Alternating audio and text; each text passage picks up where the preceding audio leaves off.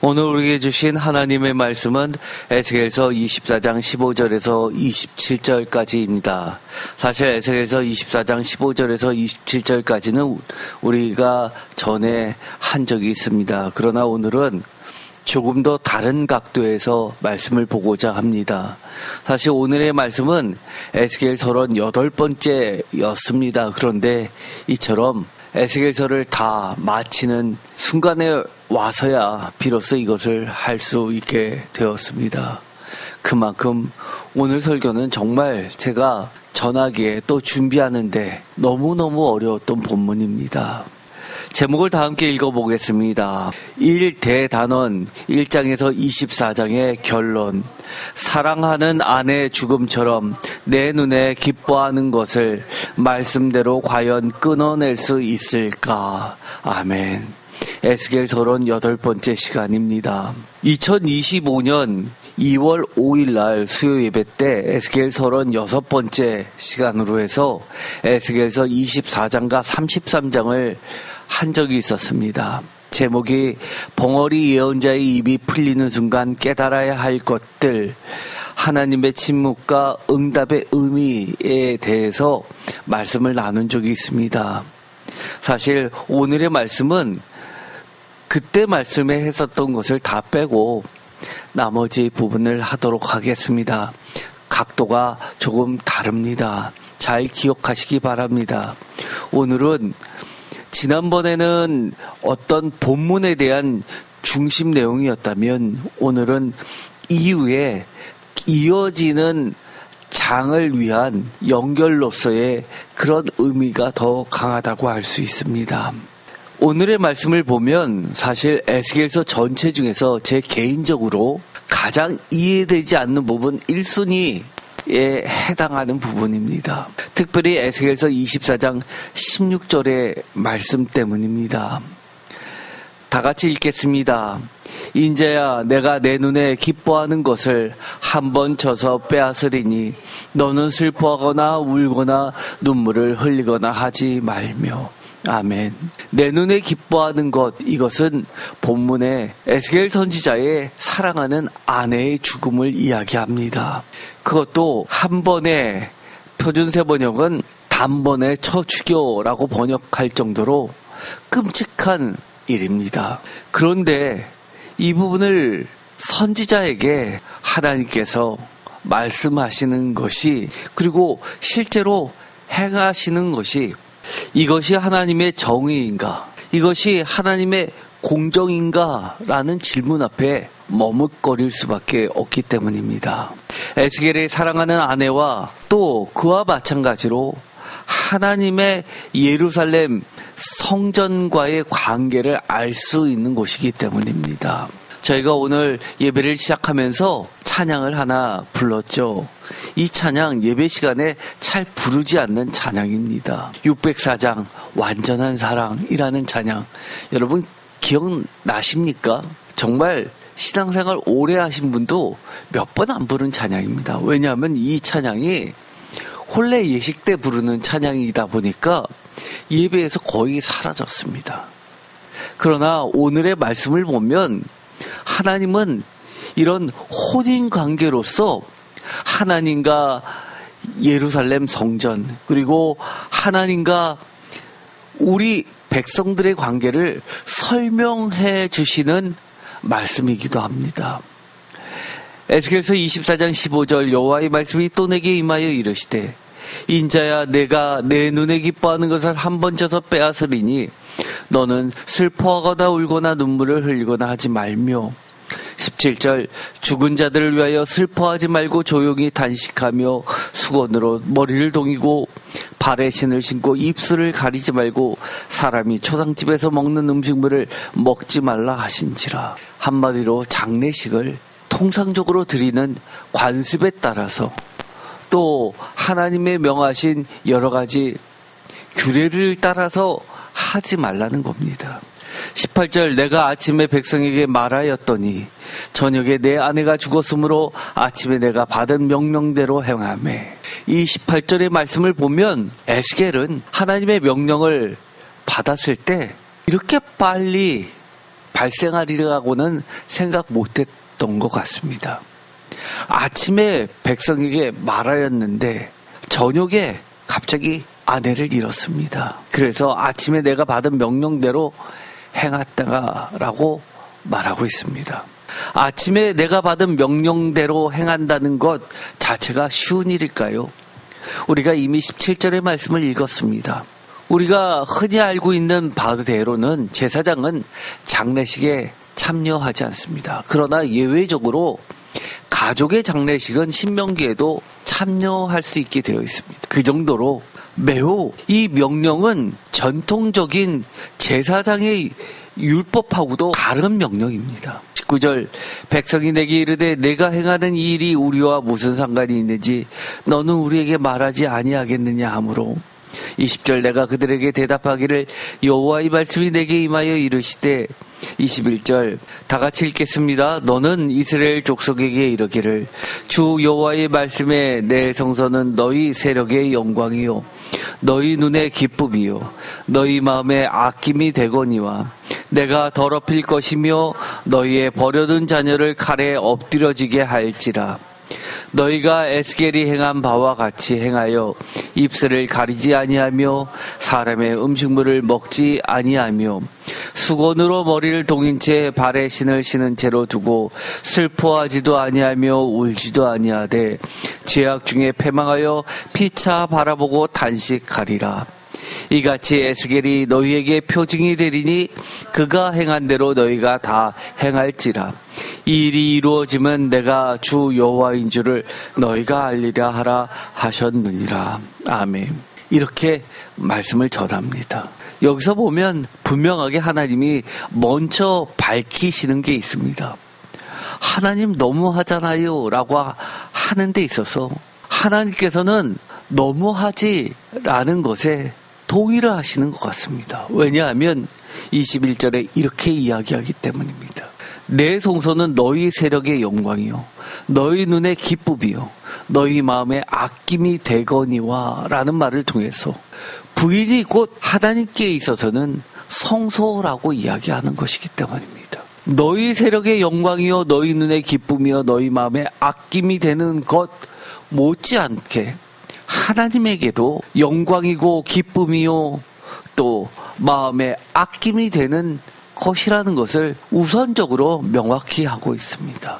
그럼에도 불구하고 이러한 하나님의 행위는 너무하지 않다는 겁니다. 하나님도 말할 수 없는 슬픔에 있지만 그 장례식에 참여하지 않고 있다는 것을 청지하고 있기 때문입니다. 25절 인자야 내가 그 힘과 그 즐거워하는 영광과 그 눈이 기뻐하는 것과 그 마음이 간절하게 생각하는 자녀를 데려가는 날 곧 그날에 도피한 자가 내게 나와서 내게 그 일을 들려주지 아니하겠느냐. 27절 다 같이 읽겠습니다. 그 날에 내 입이 열려서 도피한 자에게 말하고 다시는 잠잠하지 아니하리라. 이같이 너는 그들에게 표징이 되고 그들은 내가 여호와인 줄 알리라. 아멘. 하나님이 너무하지 않다라고 이야기하시는 이유, 이것이 어쩔 수 없는 하나님의 선택이고 이렇게 해야지만 겨우 내가 여호와인 줄을 백성들이 비로소 알게 되는 표징이기 때문이라는 겁니다. 하나님께서도 선택의 폭이 없으셨다고 항변하고 계시는 겁니다. 제가 오늘의 설교 말씀을 준비하면서 전에 했었던 말씀을 다시 한번 보았습니다. 에스겔서 24장과 33장을 같이 말씀을 나누면서 이렇게 말씀을 전했죠. 부제를 달아서 진정한 전환, 정말 옛시대, 내 안에 옛사람을 끝낼 수 있을까? 내 눈에 기뻐하는 것이 끝날 때 나는 과연 감당할 수 있겠는가? 새로이 새삼을 기쁨으로 맞이할 수 있는가? 새 시대를 새 존재로 새롭게 시작할 수 있는가라는 부제를 달아보았습니다. 이것은 제가 전에 했었던 24장과 33장을 다 듣고 나서 다시 한번 부제를 정했던 겁니다. 이 부제를 다 같이 한번 읽으면서 여러분에게 하는 질문이라고 생각하시면서 답변해 보시겠습니까? 진정한 전환, 정말 옛 시대 내 안에 옛사람을 끊어낼 수 있을까? 내 눈에 기뻐하는 것이 끝날 때 나는 과연 감당할 수 있는가? 새로이 새 삶을 기쁨으로 맞이할 수 있을까? 새 시대를 새 존재로 새롭게 시작할 수 있는가? 어떠신가요? 그러실 수 있습니까? 저는 사실 오늘의 설교 말씀을 일찌감치 했었어야 되는데 하지 못했던 이유가 있었습니다.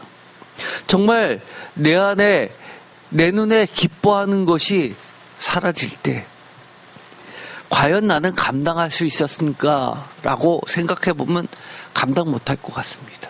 그래서 사실 설교를 미루다 이제 에스겔서가 끝나게 되니까 떠밀려서 하는 듯합니다. 새로이 새 삶을 기쁨으로 맞이할 수 있을까라고 물어보면 많은 분들이 아멘이라고 대답할 겁니다. 그런데 새 시대를 새 존재로 새롭게 시작하려면 하나님은 24장에서 먼저 이것을 이야기하고 계시는 겁니다. 정말 옛 시대, 내 안에 옛 사람을 끊어낼 수 있느냐라고 물어보시는 겁니다. 그것도 내 눈에 기뻐하는 것이 정말 끊어냈고 새로운 전환을 맞이해야 될 연결고리, 건널목 사이에 있다면 더더욱 그렇다는 것이죠. 에스겔서 24장과 33장은 재난에서 번영으로의 전환을 이야기한다고 말씀드렸었습니다. 이 24장과 33장은 에스겔서의 두 축이라고까지 말씀을 드렸죠. 에스겔서 24장은 예루살렘 포위의 계시에 대해서 나와 있기 때문이고 또 에스겔서 33장은 도성의 함락 소식이 있기 때문입니다. 그래서 24장과 33장은 에스겔서에서 매우 중요한 장입니다. 두 기둥과 마찬가지죠.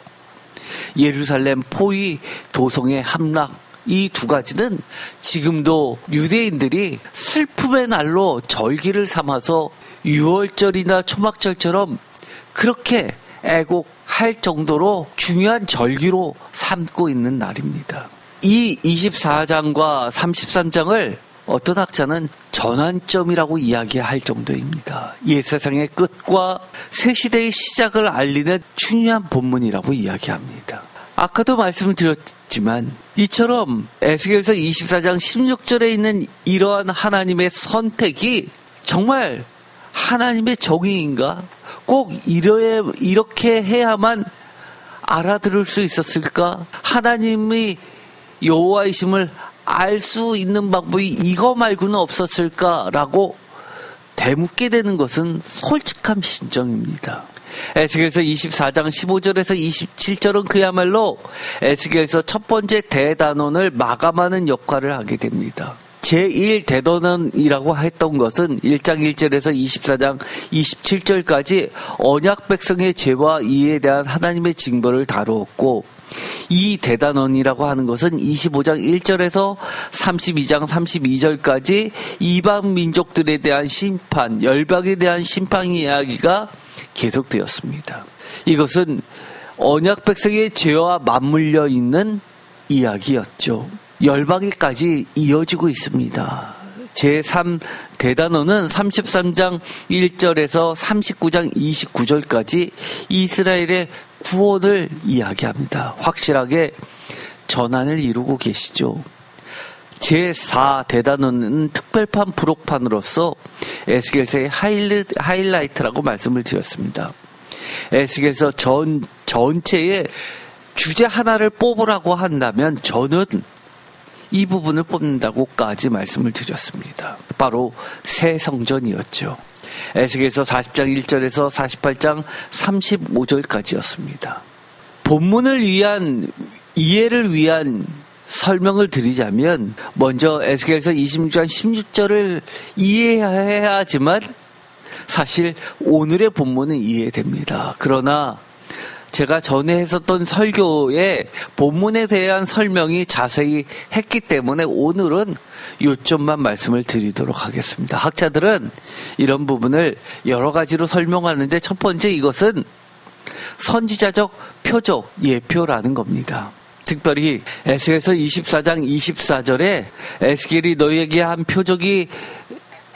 한 표적이 되리니 그가 행한 모든 것대로 너희도 행할지니라. 이 일이 이룰 때 내가 주 하나님인 줄을 너희가 알리라라는 이 표징이 된다는 이 심볼릭 사인이라는 겁니다. 이거는 이해가 되실 겁니다. 두 번째는 이 사랑하는 것을 빼앗긴 사건이 나와 있습니다. 사랑하는 것을 빼앗긴 것은 너희 눈의 기쁨, 단순히 너희 눈의 기쁨이 아니라 하나님의 눈의 기쁨이기도 하다는 겁니다. 그런데 또 다른 중요한 이야기는 이러한 슬픔이 어느 정도의 슬픔이냐 하면 극도의 슬픔이었는데도 불구하고 슬퍼할 겨를이 없는 비극이라는 겁니다. 어느 정도냐 하면 죽은 자들을 위하여 슬퍼하지도 말고 조용히 탄식하며 수건으로 머리를 동이고 발에 신을 신고 입술을 가리지 말고 사람이 초상집에서 먹는 음식을 먹지 말라 하신지라. 에스겔서 24장 17절의 말씀을 보면 그 정도로 마치 출애굽하듯이 신을 신고 그렇게 급히 어딘가를 떠나야 될 정도의 그런 급박한, 슬퍼해서 장례식을 치르지도 못할 정도의 급박한 상황이라는 겁니다. 또 한 가지, 네 번째 중요한 것은 하나님의 주권에 관련된 문제입니다. 에스겔서 24장 24절에 이 일이 이를 때 내가 주 하나님인 줄을 너희가 알리라 라는 말씀 때문입니다. 결국 이러한 일을 하나님이 선택하신 이유는 바로 하나님의 주권의 문제가 가장 컸다는 겁니다. 이 이야기를 들으면 여러분은 아멘 하십니까? 완전히 이해가 되십니까? 그러나 솔직해 봅시다. 내 눈에 기뻐하는 것이 나의 아내, 남들의 아내가 아니라 나의 아내라고 생각해 봅시다. 그러면 이렇게 이야기할 겁니다. 아무리 그래도 그렇지, 그렇다 하더라도 하나님은 꼭 이렇게 해야만 했을까라는 생각이 들 겁니다. 과연 나라면 내 눈에 기뻐하는 것의 종말을 진짜 이루어낼 수 있을까라고 하면 자신이 없습니다. 내 안에 또는 내 사랑하는 것 또는 내 사랑하는 존재들 모습 속에 하나님이 참으로 참으실 수 없을 정도로 싫어하시는 것들을 알면서도 진짜로 끊어내지 못하고 포기 못하는 죄악된 모습들은 있지 않은가 돌아봐야만 하기 때문입니다. 정말 그런 것들이 있으십니까? 에스겔서 24장 21절 다 같이 읽겠습니다. 너는 이스라엘 족속에게 이르기를 주 여호와의 말씀에 내 성소는 너희 세력의 영광이요 너희 눈의 기쁨이요 너희 마음의 아낌이 되거니와 내가 더럽힐 것이며 너희의 버려둔 자녀를 칼에 엎드러지게 할지라. 아멘. 두 번째 질문입니다. 내 눈에 기뻐하는 것들이란 오늘날 나에게 있어서는 무엇입니까? 표준 세번역으로 다시 한번 이 본문을 읽어볼까요? 다 같이 읽겠습니다. 너는 이스라엘 족속에게 전하여라. 나 주 하나님이 말한다. 너희 권세의 자랑이요 너희 눈에 들어 좋아하는 것이요 너희가 마음으로 사모하는 내 성소를 이제 내가 더럽히겠다. 너희가 이 성읍에 남겨둔 너희의 아들과 딸들도 칼에 쓰러질 것이다. 아멘. 오늘날 우리에게 있어서 내 눈에 기뻐하는 것이란 권세의 자랑, 눈에 들어 좋아하는 것, 우리의 아들과 딸들까지도 포함되는 겁니다. 오늘날 구체적으로 이야기하려면 한도 끝도 없을 겁니다. 왜냐하면 그동안 제가 설교를 통해서 반복되어 있던 내용들이 다 들어가 있기 때문입니다. 예를 들어서 가족관계, 물질적 풍요, 안전, 건강, 명예, 자유와 평안, 미래에 대한 희망, 또한 디지털 세계에서의 자아, 나의 연결, 이 모든 것들을 말하고 있습니다. 사실 이 요약된 것은 제가 인터넷을 검색했을 때 나왔던 건데 이것은 사실 제가 전에 했었던 설교 내용하고 다르지 않습니다. 이런 이야기는 제가 너무나 많이 했었죠. 예를 들어서 2019년 5월 8일 수요일 날 시편 116편 12절에서 19절까지의 말씀을 설교했었습니다. 내게 주신 부활과 영생의 은혜를 여호와께 무엇으로 보답할까? 소원을 갚을까라는 제목으로 말씀을 전하면서 제가 부제를 달아놓은 게 있었습니다. 내게 주신 부활과 영생의 은혜를 여호와께 무엇으로 보답할까? 소원을 갚을까? 어떻게 지킬까? 옛사람을 십자가에 못 박으며 할락하 행하리이다 라는 제목으로 말씀을 전했습니다. 거기에 보면 이런 말이 나옵니다. 시편 116편 의 중심 내용은 할라카의 문제입니다. 왜냐하면 서원을 이야기하는데 서원이 무엇이냐라고 할 때 본문 중에서는 제일 먼저 뽑는 게 할라카, 실천의 문제입니다. 하나님의 뜻대로 살기로 했습니다라고 서원했다는 겁니다. 그런데 제가 그때 부자 청년 복음서의 이야기를 하면서 걸림돌이 있었다고 말씀을 드렸죠. 바로 그에게는 그것이 우상이 되었던 겁니다. 그것이 무엇입니까? 다른 건 다 하나님의 말씀을 지켜도 재산만큼은 포기할 수 없었던 겁니다. 그래서 그때 제가 이런 말씀을 드렸죠. 성도님들이 부자가 되지 말라는 이야기를 저는 하고 싶지 않습니다. 그러나 내 부를 늘리는 데 있어서 주님을 이용하지 마시고 내 안녕을 위해서 나의 평화를 위해서 하나님 믿지 마시고 정말 하나님께 영광 돌리기 위해서 하나님 사랑하기 위해서 하나님을 믿으십시오라고 말씀을 전했습니다. 아까 요약편에 있는 내용하고 다 동일하잖아요. 또 바울의 이야기를 하면서 바울은 예수님의 원수라고 하지 않고 예수 그리스도의 십자가의 원수라고 지칭한, 즉 십자가의 원수라고 지칭한 부분 빌립보서 3장 18절에 보면 십자가의 원수가 있다고 말씀을 드렸습니다. 그것이 바로 하나님 앞에 내려놓지 못하는 것, 십자가 앞에서 죽이지 못하는 것, 그것은 여전히 원수라고 말씀을 드렸습니다. 여러분이 십자가 앞에 죽이지 못하는 게 무엇이 있습니까? 예를 들어서 자존심도 있을 수 있고요, 재산도 있을 수 있고요, 건강도 있을 수 있고요, 권세도 있을 수 있고요, 명예도 있을 수 있고 다양합니다. 또는 친구도 있을 수 있습니다. 그러나 하나님은, 예수님은 사도 바울을 통해서 이렇게 우리에게 물어보신다고 말씀을 드렸습니다. 예수 그리스도의 신앙 빼고 그 모든 것도 못 박을 수 있느냐라고 물어보신다고 말씀을 드렸습니다.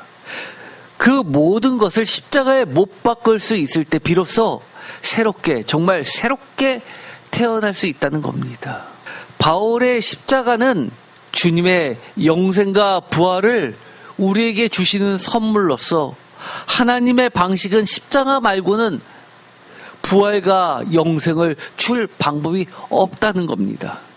십자가가 뭡니까? 로마서 6장 6절을 들으면서 이렇게 말씀을 드렸습니다.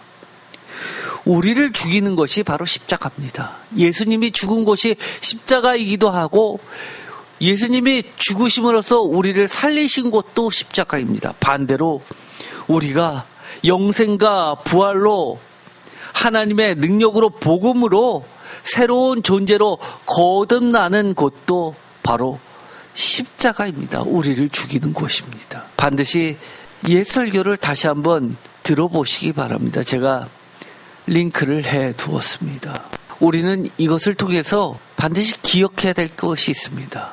내 눈에 기뻐하는 것을 죽인다는 것, 그리고 내 아내가 죽는 그 경험을 통해서 에스겔은 최고의 기쁨과 최고의 슬픔 모두 관계에서 출발하고 있다는 것을 우리에게 가르쳐주고 있습니다.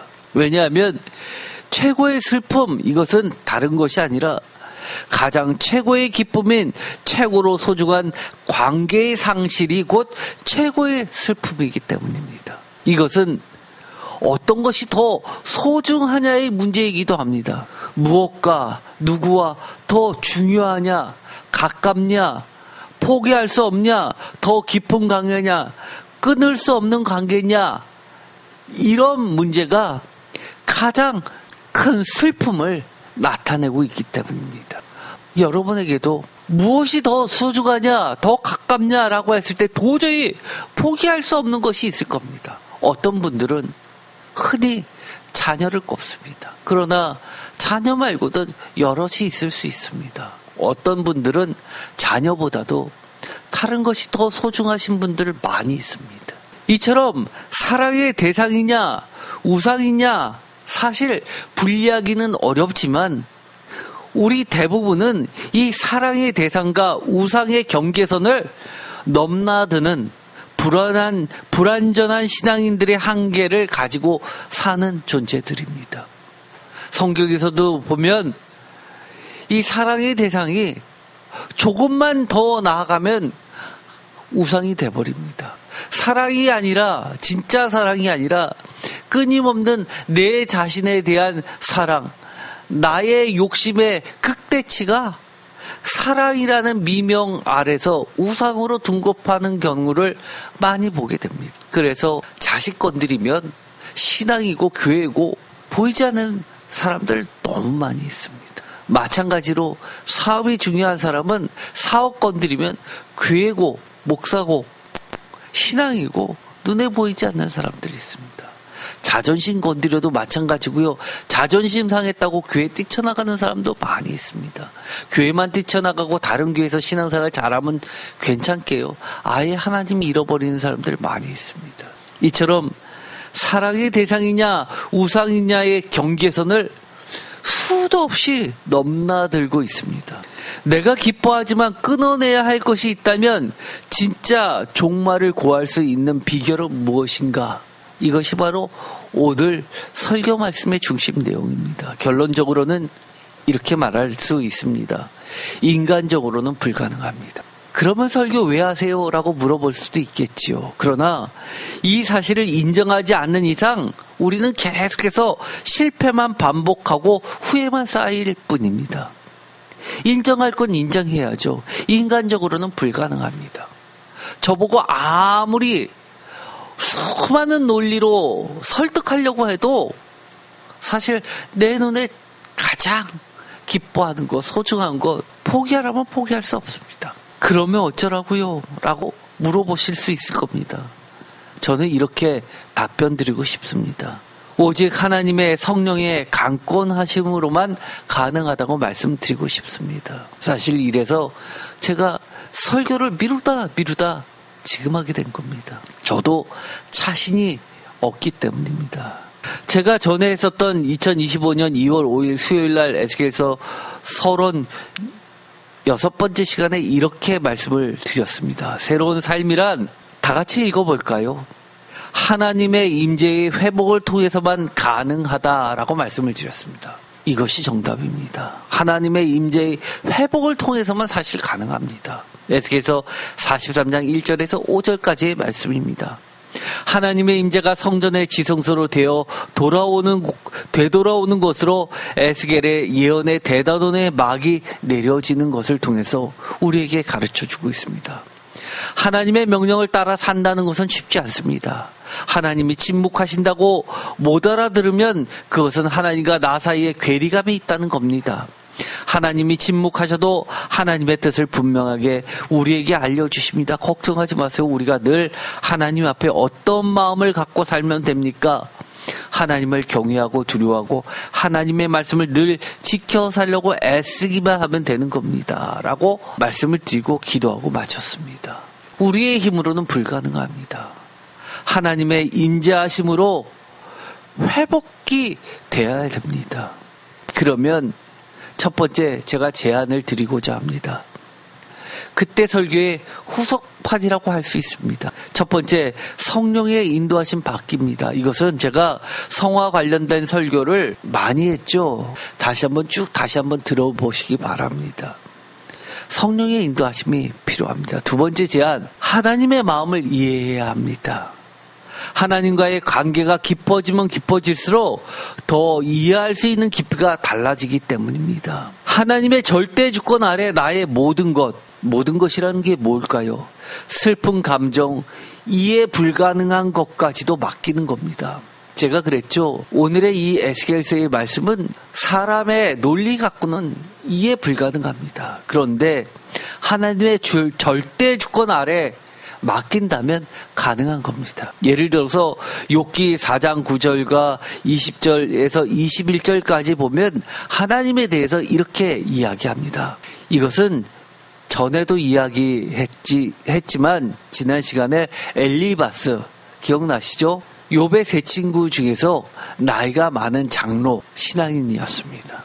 이것은 교회에서 늘 하는 이야기라고 했습니다. 9절 다 하나님의 이 기운에 멸망하고 그의 콧김에 사라지느니라. 맞는 말씀이죠. 하나님의 입 기운에 멸망하고 그의 콧김에 사라지느니. 반대 이야기가 뭡니까? 창세기에 나와 있는 창조 이야기입니다. 하나님께서 숨을 내쉬면서 생기를 불어 넣어주시면서 사람이 생명으로 창조됩니다. 예수 그리스도께서 요한복음에 보면 부활하셔서 숨을 내쉬면서 성령을 받으라고 하십니다. 10절 사자의 우는 소리와 젊은 사자의 소리가 그치고 어린 사자의 이가 부러지며 사자는 사냥한 것이 없이 죽어가고 암사자의 새끼는 흩어지느니라. 순식간에 그 강하다고 짐승 중의 왕이라고 하는 사자들조차도 순식간에 쓰러진다는 겁니다. 욥기 4장 13절 사람이 깊이 잠들 즈음 내가 그 밤에 본 환상으로 말미암아 생각이 번거로울 때 14절 두려움과 떨림이 내게 이르러 모든 뼈마디가 흔들렸느니라. 그때 영이 내 앞으로 지나며 내 몸에 털이 쭈뼛하였느니라. 그 형이 서 있는데 나는 그 형상을 알아보지 못하여도 오직 한 형상이 내 눈앞에 있었느니라. 그때 내가 조용한 양 중에 한 목소리를 들으니 꼭 하나님을 배우는 것 같죠. 17절 다 같이 읽겠습니다. 사람이 어찌 하나님보다 의롭겠느냐. 사람이 어찌 그 창조하신 이보다 깨끗하겠느냐. 하나님은 그의 종이라도 그대로 믿지 아니하시며 그의 천사라도 미련하다 하시나니 하물며 흙집에 살며 티끌로 털을 삼고 하루살이 앞에서라도 무너질 자이겠느냐. 아침과 저녁 사이에 부스러져 가루가 되며 영원히 사라지되 기억하는 자가 없으리라. 아멘. 아침과 저녁 사이에 순식간에 마치 에스겔서에서 아침과 저녁 사이를 이야기합니다. 부스러져 가루가 되며 영원히 사라지되 기억하는 자가 없으리라. 21절 장막줄이 그들에게서 뽑히지 아니하겠느냐. 그들은 죄가 없이 죽느냐. 아멘. 표준세번호로 다 같이 읽어보겠습니다. 생명줄만 끊기면 사람은 그냥 죽고 그 줄이 끊기면 지혜를 찾지 못하고 죽어간다. 아멘.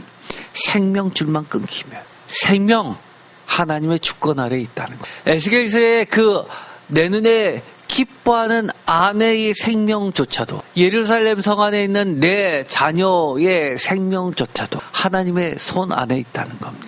이것을 인정하라는 겁니다. 생명의 절대 주권은 하나님께 있다는 사실, 이 사실을 인정하는 크리스찬은 그래도 꽤 많습니다. 그럼에도 불구하고 내가 어쩔 수 없으니 받아들이라는 것입니까? 우리가 성도들의 장례를 찾아가서 만나보면 이런 위로들을 많이 하죠. 슬퍼하는 자들에게 이렇게 이야기합니다. 살 사람은 살아야지 어쩌겠냐. 이거는 세상의 위로나 다를 바 없는 이야기입니다.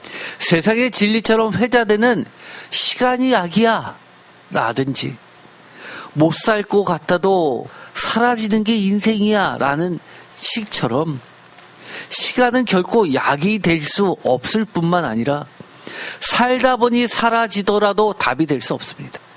시간이 지나면 지날수록 더욱 후회되는 것이 있으며 더욱 그리워지는 것이 그리움의 뼈에 사무쳐 잊을 수 없는 것이 있기 마련이기 때문입니다. 생명의 절대 주권은 하나님께 있다는 사실을 인정한다고 하면서도 많은 크리스찬들이 세상에서 생각하는 방식대로 그렇게 이해를 하는 경우가 굉장히 많습니다. 다 잘못된 겁니다.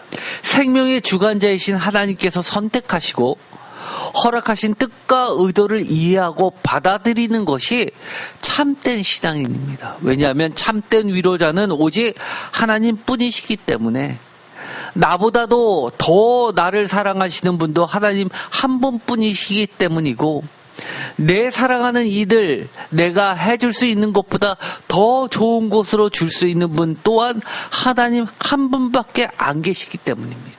하나님이 회복시켜 주셔야지만 내 안에 있는 그 슬픔이, 상처가 치유될 수 있고 회복될 수 있는 겁니다. 내가 지금 이해 안 가도 하나님의 그 사랑을, 하나님이 얼마나 내 눈에 기뻐하는 그 아내를 더 사랑했는지, 나보다 더 사랑했는지를 깨닫게 되는 순간 회복되는 겁니다. 이러한 사실을 어떻게 알 수 있냐고요? 이 답을 아느냐 모르느냐는 신앙의 깊이가 차이 나기 때문입니다. 한마디로 저는 이렇게 말하고 싶습니다. 하나님을 더 깊이 만나면 알 수 있게 됩니다. 세 번째 제안을 하겠습니다. 그러면 누구보다도 생명을 아끼시고 보호하시고 소중히 여기시는, 심지어 악인의 멸망보다는 구원을, 의인의 죽음을 그 누구보다도 안타까워하시면서 영원히 보상하시는 하나님을 믿는 것부터 다시 시작하라고 말씀을 드리고 싶습니다.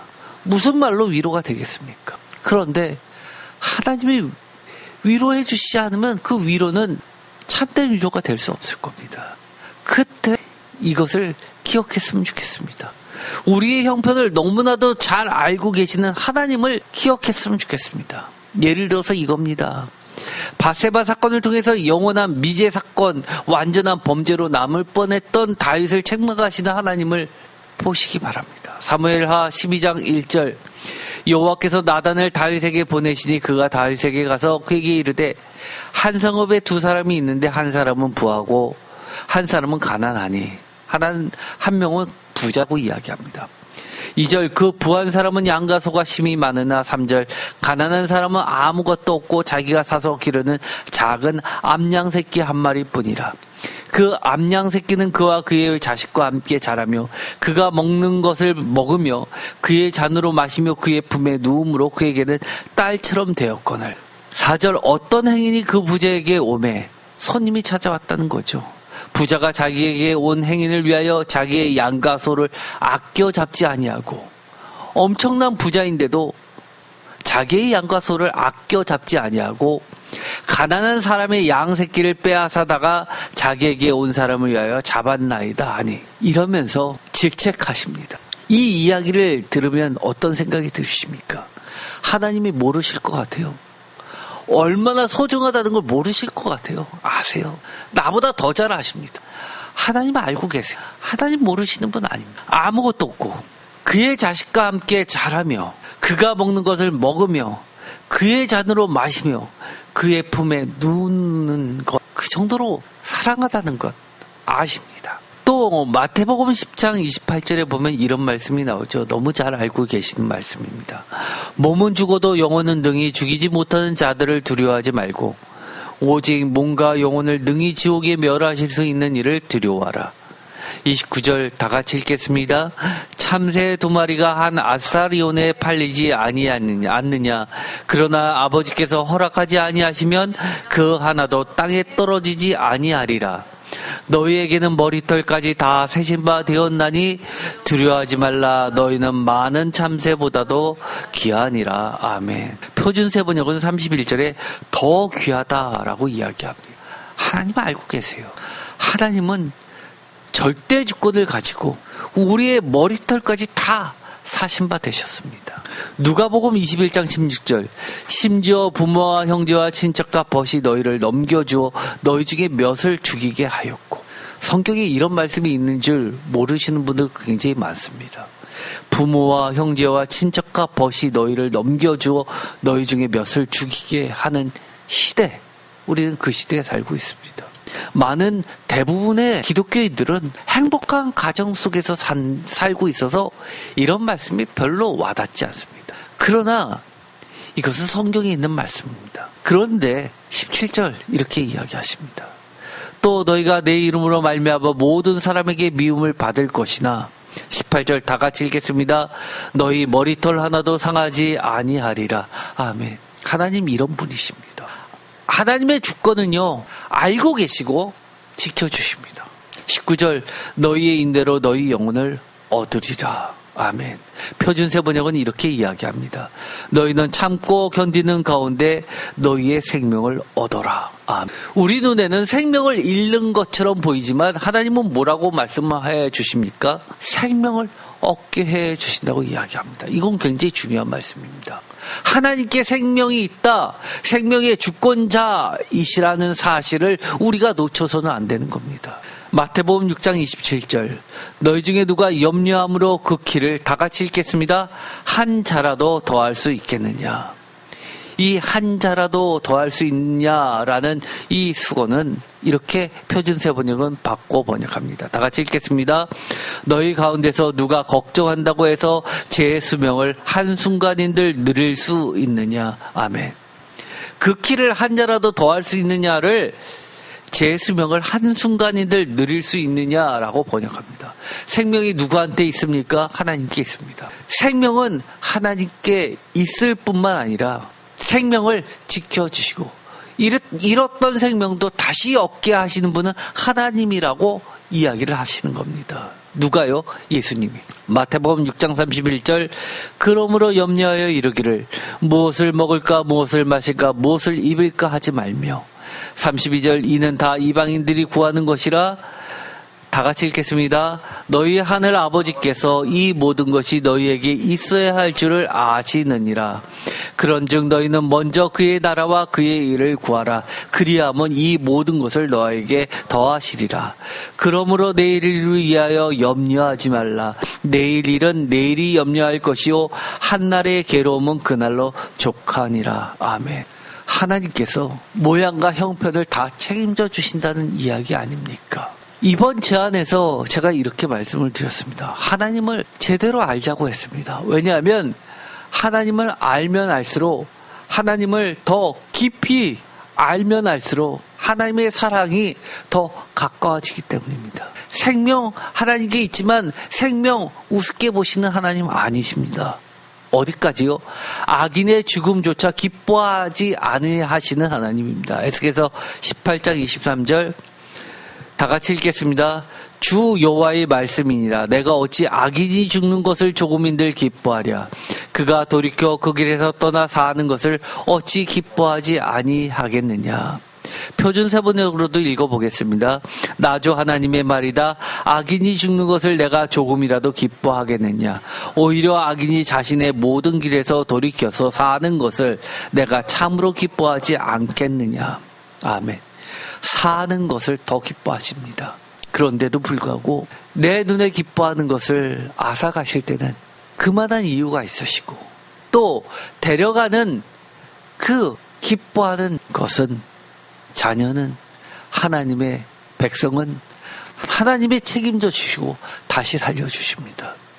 영원히 살려주십니다. 에스겔서 18장 32절 주 여호와의 말씀이니라. 죽을 자가 죽는 것도 내가 기뻐하지 아니하노니 너희는 스스로 돌이키고 다 같이 읽겠습니다. 살지니라. 아멘. 죽을 죄를 지은 사람이라도 그가 죽는 것을 나는 절대로 기뻐하지 않는다. 그러므로 너희는 회개하고 살아라. 나 주 하나님의 말이다. 라고 새번역은 표준 새번역은 번역합니다. 또 에스겔서 18장 23절입니다. 주 여호와의 말씀이니라. 내가 어찌 악인이 죽는 것을 조금인들 기뻐하랴. 그가 돌이켜 그 길에서 떠나 사는 것을 어찌 기뻐하지 아니하겠느냐. 만일 의인이 돌이켜 그 공의에서 떠나 범죄하고 악인이 행하는 모든 가증한 일대로 행하면 살겠느냐. 그가 행한 공의로운 일은 하나도 기억함이 되지 아니하리니 그가 그 범한 허물과 그 지은 죄로 죽으리라. 그런데 너희는 이르기를 다 같이 읽겠습니다. 주의 길이 공평하지 아니하다 하는도다. 이스라엘 족속아 들을지어다. 내 길이 어찌 공평하지 아니하냐. 너희 길이 공평하지 아니한 것이 아니냐. 아멘. 우리가 사랑하는 아내의 죽음을 보고 하나님 공평하지 않아요. 어떻게 그러실 수 있어요? 아무리 그래도 이건 아니잖아요 라고 우리는 말한다는 겁니다. 그러나 하나님은 그렇지 않다는 겁니다. 26절 만일 의인이 그 공의를 떠나 죄악을 행하고 그로 말미암아 죽으면 그 행한 죄악으로 말미암아 죽은 것이요 만일 악인이 그 행한 악을 떠나 정의와 공의를 행하면 그 영혼을 보존하리라. 그가 스스로 헤아리고 그 행한 모든 죄악에서 돌이켜 떠났으니 반드시 살고 죽지 아니하리라. 그런데 이스라엘 족속은 이르기를 주의 길이 공평하지 아니하도다 하는도다. 이스라엘 족속아 나의 길이 어찌 공평하지 아니하냐. 너희 길이 공평하지 아니한 것이 아니냐. 주 여호와의 말씀이니라. 이스라엘 족속아 내가 너희 각 사람이 행한 대로 심판할지라. 너희는 돌이켜 회개하고 모든 죄에서 떠날지어다. 그리한즉 그것이 너희에게 죄악이 걸림돌이 되지 아니하리라. 너희는 너희가 범한 모든 죄악을 버리고 마음과 영을 새롭게 할지어다. 이스라엘 족속아 너희가 어찌하여 죽고자 하느냐. 주 여호와의 말씀이니라. 죽을 자가 죽는 것도 내가 기뻐하지 아니하노니 너희는 스스로 돌이키고 살지니라. 계속해서 살라고 이야기하십니다. 에스겔서 18장 23절도 마찬가지입니다. 주 여호와의 말씀이니라. 내가 어찌 악인이 죽는 것을 조금이들 기뻐하랴. 그가 돌이켜 그 길에서 떠나 사는 것을 어찌 기뻐하지 아니하겠느냐 라고 말씀하십니다. 이 이야기를 읽으면 그렇게 이야기합니다. 거봐요. 하나님은 결국 악인은 죽는다는 거 아니에요. 그런데 에스겔에 살아가는 아내는 악인입니까? 그거 아닙니다. 이사야서 57장에 보면 의인의 죽음에 대해서 나오게 됩니다. 57장 1절 다 같이 읽겠습니다. 의인이 죽을지라도 마음에 두는 자가 없고 진실한 이들이 거두어감을 당할지라도 깨닫는 자가 없도다. 의인들은 악한 자들 앞에서 불려 가도다. 그들은 평안에 들어갔나니 바른 길로 가는 자들은 그들의 침상에서 편히 쉬리라. 아멘. 이 말씀을 보면 에스겔의 아내는 어떤 자입니까? 에스겔에게 뭐라고 하나님께서 말씀해 주셨어요? 내 눈에 기뻐하는 자를 앗아가시면서 뭐라고 말씀해 주셨어요? 이것이 표징이 된다고 말씀하셨습니다. 그렇다는 이야기는 아내의 죽음은 곧 선지자의 죽음입니다. 표징이 되는 죽음입니다. 그런데 하나님은 뭐라고 말씀하세요? 의인이 죽을지라도 마음에 두는 자가 없다. 이 세상에 악함을 고집습니다. 진실한 이들이 고도함을 당할지라도 깨닫는 자가 없도다. 사인을 주셨습니다. 그렇다는 이야기는 하나님이 어떻게 해주신다는 거예요. 2절 다 같이 읽겠습니다. 그들은 평안에 들어갔느니 바른 길로 가는 자들은 그들의 침상에서 편히 쉬리라. 저는 분명하게 에스겔의 아내는 하나님의 품속으로 들어갔다고 봅니다. 에스겔이 왜 장례식을 치르지 못했을까요? 아침에 말씀을 전하고 그 말씀대로 행했을까요? 저는 이렇게 봅니다. 에스겔은 하나님을 온전히 이해했고 하나님과의 관계가 그만큼 더 깊어 하나님의 품속에 있는 평안한 안식에서 영원히 사는 그의 아내를 믿음의 눈으로 보았기 때문이라고 저는 믿고 있습니다. 위로를 회복될 수 있었던 겁니다. 이스라엘 사람들에게 하나님의 말씀을 다시금 선지자로서 선포할 수 있는 겁니다. 에스겔은 다시금 하나님의 선지자로서의 사명을 감당해 갑니다. 왜요? 감정이 없어서요? 아니요. 내 눈에 기뻐하는 것이라고 하나님도 알 정도인데 어떻게 감정이 없겠어요? 하나님을 그만큼 더 깊이 알기 때문입니다. 하나님을 더 깊이 믿기 때문입니다. 저는 이렇게 이야기하고 싶습니다. 나의 가장 소중한 것에 발생했을 때라도 이러한 하나님의 말씀을 믿을 수 있는가? 이것이 문제라는 겁니다. 하나님의 심정을 진짜 이해할 수 있는가? 나의 슬픔보다도 더 슬퍼하시고 아끼시는 하나님을 믿고 있는가라고 저는 되물어보고 싶습니다.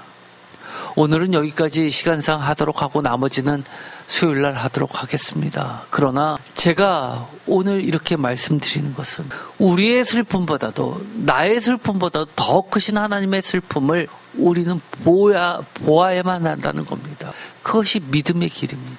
에스겔의 이 말씀은 우리 모두에게 이러한 일을 전해 주셨을 때 우리가 감당 못하기 때문에 성경책이 기록해 두신 겁니다. 이렇게 성경책이 기록되어 있지 않으면 우리가 이런 일을 겪는다 하더라도 깨닫지 못할 겁니다. 타보라고 이야기해요. 하나님 너무하시잖아요 라고 이야기할 겁니다. 하나님 불공평하잖아요 라고 이야기할 겁니다. 그러나 우리가 에스겔의 시당 정도가 안 되기 때문에 하나님은 성경 말씀으로 우리에게 깨달으라고 주신 겁니다. 우리에게 이렇게 묻는 겁니다. 정말 너 안에 있는 옛사람을 십자가 앞에 죽일 수 있느냐? 새롭게 새 존재 성령의 사람으로서 하나님의 백성으로서 새롭게 거듭난 생활을 할 수 있느냐? 영원한 생명을 얻을 수 있느냐라고 물어보는 겁니다. 다시 한번 오늘의 말씀을 기억하면서 여러분이 정말 아까운 거, 놓기 어려운 거, 사랑과 우상 사이를 넘나드는 것, 이것에 대해서 확실하게 선을 긋고 하나님께 온전히 나아가는 저와 여러분이 되기를 축원드립니다. 기도하고 마치겠습니다. 하나님 감사합니다. 때로는 우리가 이해하기 힘들어도 우리의 이해를 뛰어넘어서 하나님을 신뢰하는 믿음을 갖게 하여 주옵소서. 하나님이 내가 내 자신을 사랑하는 것보다, 내가 내 사랑하는 자를 사랑하는 것보다 더 사랑하시고 아까워하시고 속속들이 알고 계시다는 그 하나님을 더 깊이 만나고 이해하고 깨닫고 믿게 하여 주옵소서. 그리하여서 하나님께서 진짜 소중히 여기는 것을 하나님이 기뻐하는 방식대로 우리도 함께 기뻐하면서 영원한 생명을 누릴 수 있게 하여 주시옵소서. 예수 그리스도의 이름으로 기도드립니다. 아멘.